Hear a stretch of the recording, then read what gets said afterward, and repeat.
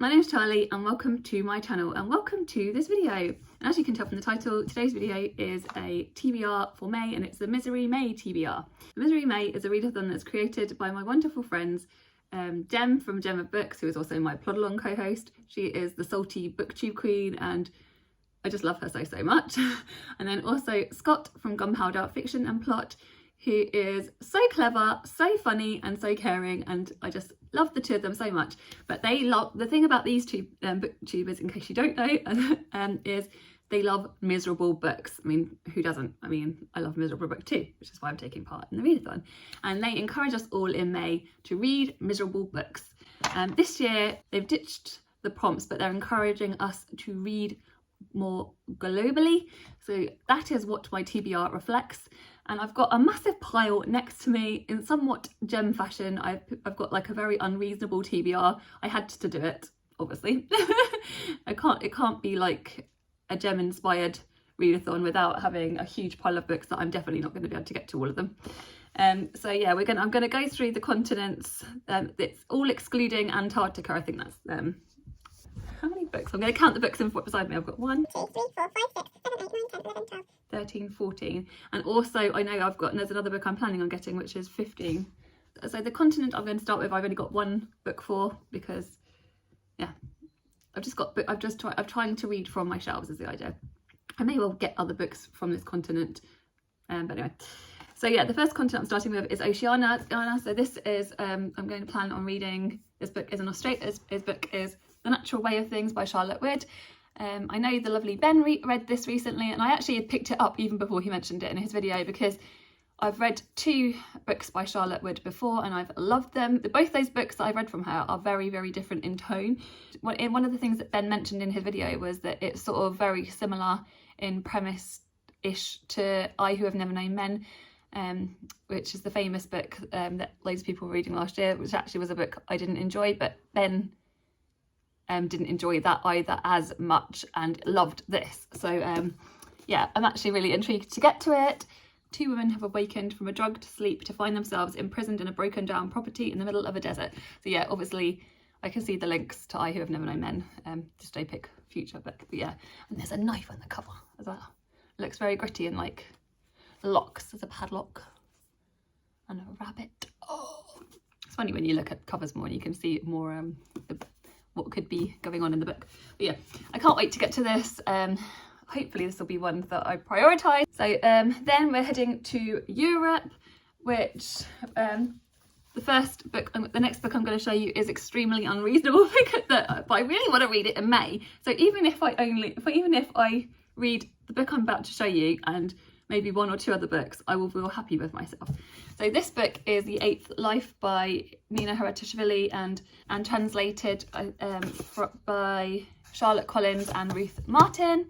This is a book I have already read. It was a few years ago now though, and I literally, when the first time I read this is like nearly 1,000 pages. I mean, it's so ridiculous. And I read it in about 10 days. I literally gulped through it. I could not put it down. And even though like this is a very, very dark book, obviously it's a Misery May pick, and there was one scene in it in particular that was like, it really, I just struggled to get through that scene. Yeah, I can't wait to read it because it's also got one of my favourite characters in it. So yeah, even if the other books don't get read, at least if I can read this, my day would be made, because yeah, I want to confirm it as one of my favourites. So yeah, and this is, I didn't say what this is about. And so this is a multi-generational family tale.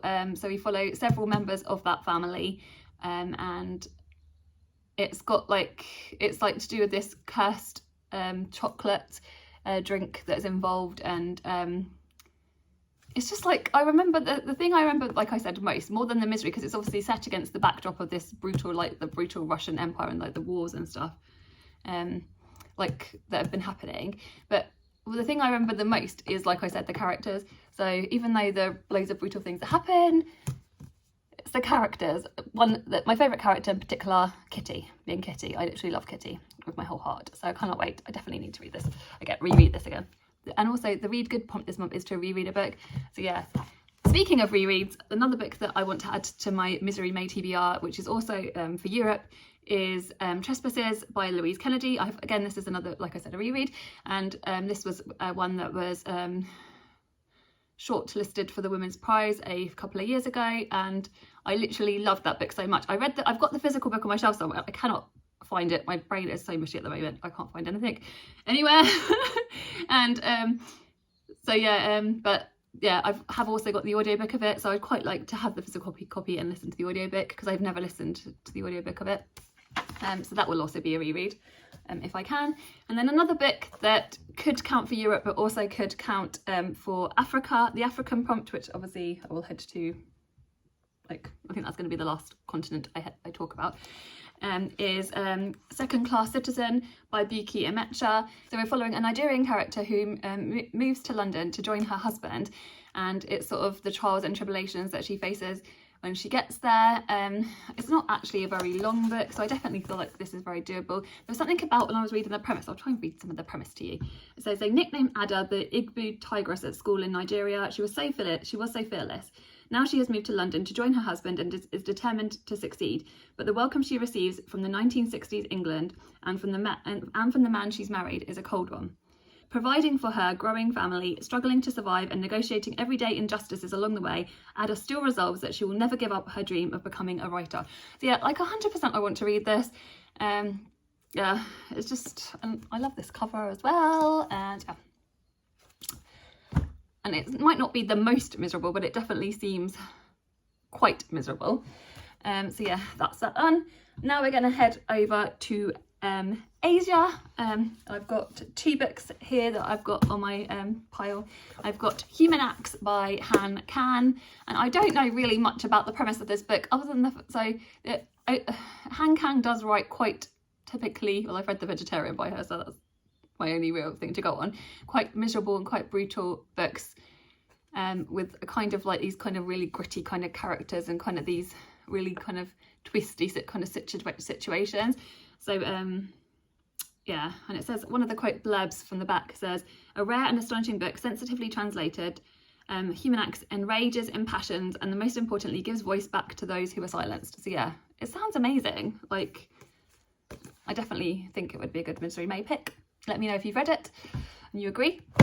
And then another book that I 100% want to get to in May is one that the lovely Gem gifted me. Actually, she's gifted me another one on this list as well. And this is The Fertile Earth by Ruthika Rao. And this, again, I've started this book and then put it down last year because I couldn't cope with reading any miserable, I couldn't really cope with reading much misery last year for obvious reasons. And yeah, but in the beginning opening sections of this book, again, it was a very, very brutal thing that happens where, I don't want to spoil anything, but yeah, the very opening section, something brutal happens to the family, so I know this will be perfect Misery May pick. It says, the mounting curiosity amongst them was not about the identity of the victims. They all knew who the dead ones were. The only question that remained therefore was who amongst them had seen it happen. Dun dun dun.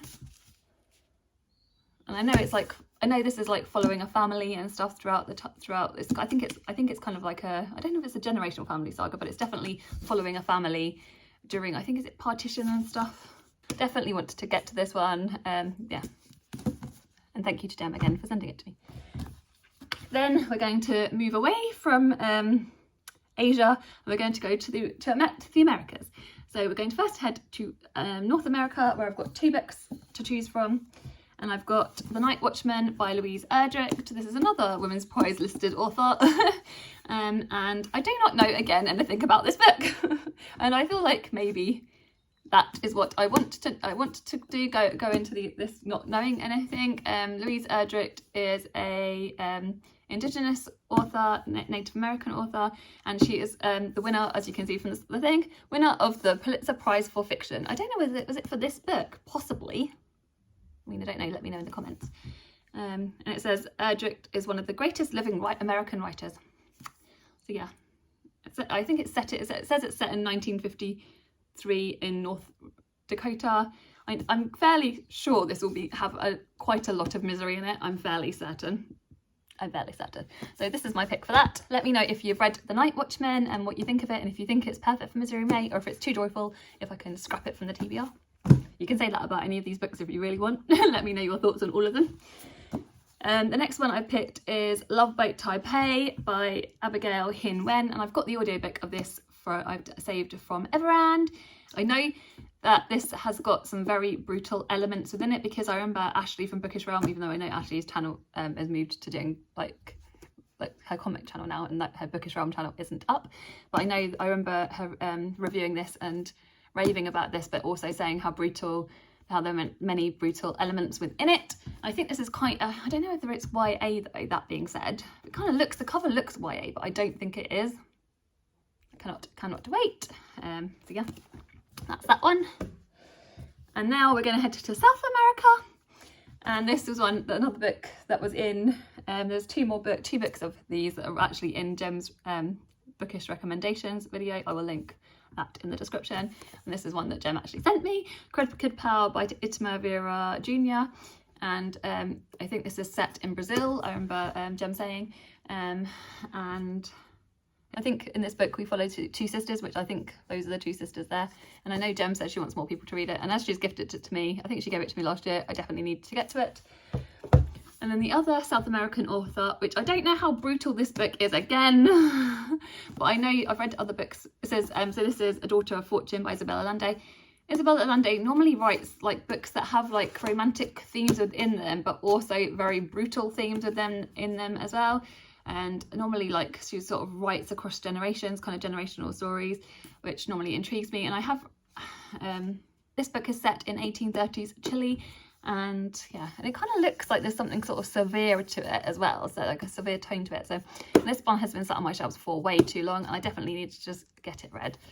So yeah, that's that one. And lastly but not leastly, we're going to head to Africa.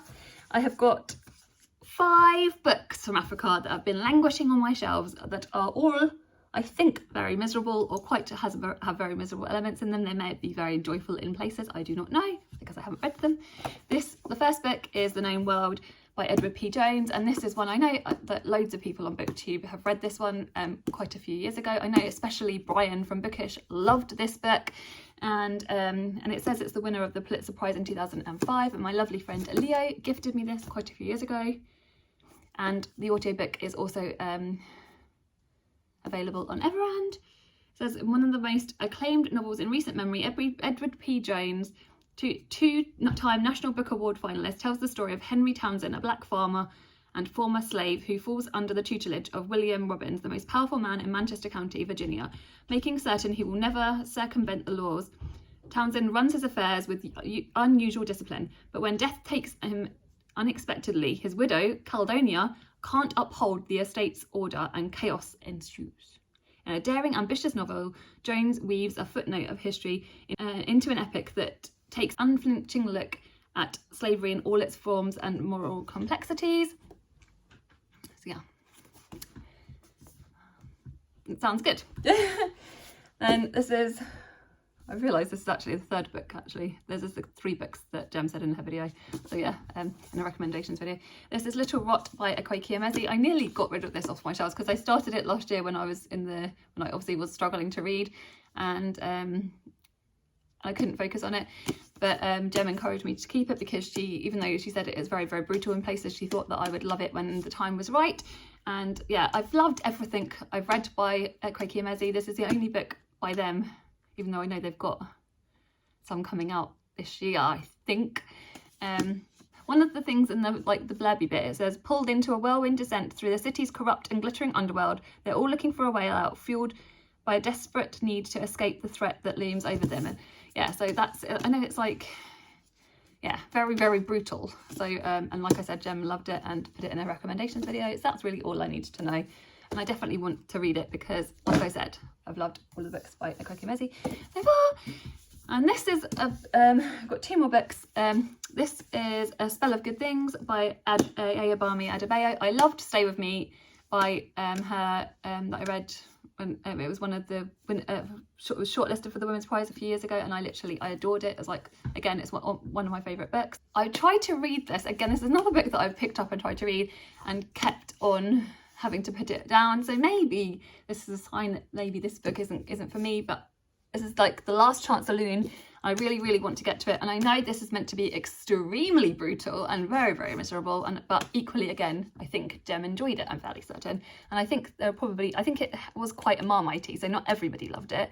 So let me know in the comments if you've read this and what your thoughts are. This was a book that was also, I think it was longlisted for the Booker a few years ago, and I know we follow two characters, a older girl and a young boy, and it's sort of how I think it's like that she's meant to be more wealthy and he is his family are poorer, and I think it's like their stories entwine at one point of the book. I think it's near the end of the book apparently, but yeah, and I know that, like I said, very brutal, as it's a Misery May pick, of course it would be.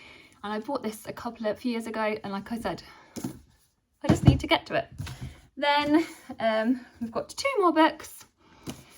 We've got The Middle Daughter by Chika Enigwe. This was a book that I wanted to get. This is a book that I was planning to get for the Waterstone sales a couple of years ago. Then the lovely Olivia offered to give it to me, which I was so grateful for because she was passing it on, and I just haven't got to it yet. And it says The Middle Daughter, so obviously I'm guessing we're following a family of daughters/sisters. Ojojo's death was the beginning of the raging storm, but at that moment we thought the worst had already happened and that life would treat us with more kindness. When Nanny is only 17, she loses her beloved sister and father.